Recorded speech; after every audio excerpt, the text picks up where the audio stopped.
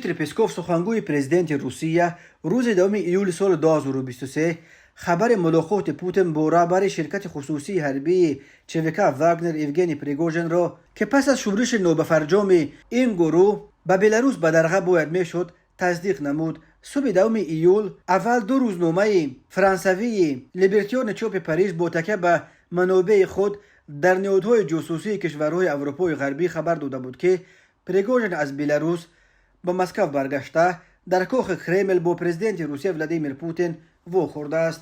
بنا به نوشته این رسانه معتبر فرانسوی، پریگوژن یکم ایول سال 2023 همراه فرماندهان صحرایی گروه واگنر در کرمل با پرزیدنت روسیه ولادیمیر پوتین، سردار روزگواردیا ویکتور زولوتوف و رهبر خدمات جاسوسی خارجی روسیه سرگئی نریشکین ملاقات کردند، ولی این نشریه تفصیلات نداد که در این واخوری که از یک طرف واگنر و از طرف دیگر منصبداران کلیدی مقامات قدرتی روسیه اشتراک داشتند کدام موضوعها بررسی شدند. ولی پسکوف گفت که ولادیمیر پوتین نه سانه یکم ایول بلکه سانه 29 ایون با پریگوژن و فرماندهان واگنر نزدیک 3 ساعت صحبت نمود.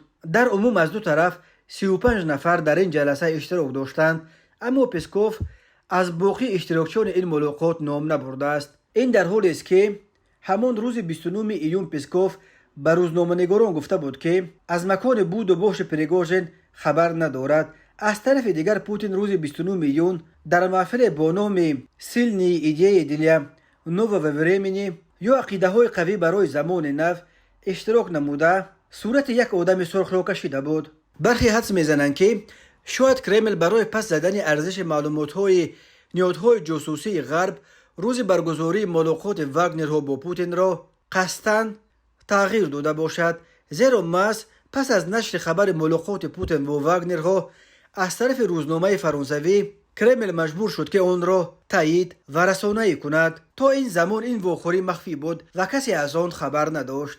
بنا به گفته پسکوف رئیس جمهور تقریبا 35 نفر را در کاخ کرمل سانه 29 ایون به ملاقات دعوت نموده بود، از جمله ایوگنی پریگوژن و فرماندهان اتریادهای این گروه در نشست حضور داشتند. در رفت صحبت پرزیدنت از نقشه این گروه در اجرای عملیات مخصوص حربی یادآور شد، همچنین از راهپیمایی آنها به سوی مسکو یادآور شده نقطه نظر خود را به آنها رساند. همزمان پرزیدنت نظر فرماندهان واگنر را در مورد حادثه رخ داده یا اوشوب نیز شنید. آنها سرسپردگی خود را نسبت به سرفرمانده قوه‌های مسلح روسیه ابراز نموده تاکید کردند که مدافعه خود و مرز و بوم کشور را ادامه خواهند داد.